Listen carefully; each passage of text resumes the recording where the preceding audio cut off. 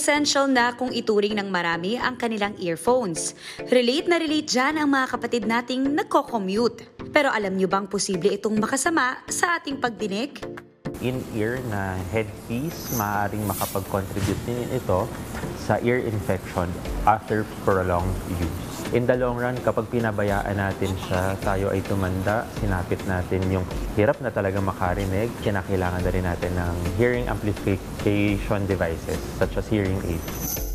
Payo ng World Health Organization, huwag lalampas sa 85 decibels ang volume ng ating pinakikinggan araw-araw para hindi mapinsala ang ating tenga. Kasing lakas na kasi ito ng ingay mula sa matinding trapiko. Posible ring maranasan ang kawalan ng balanse, pagkahilo, tinnitus o pag-ugong sa tenga. May payo si Doc para hindi na humantong sa ganitong kondisyon. Meron tayong tinatawag na 60-60 rule.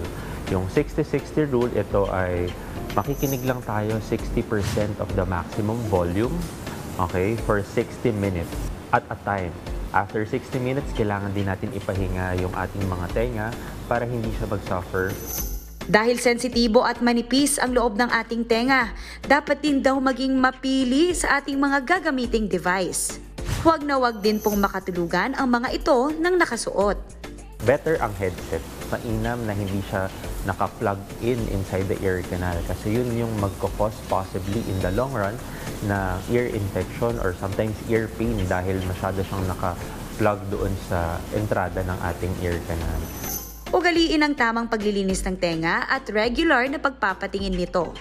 After taking a bath, clean your ears using a towel instead of using any kinds of manipulator.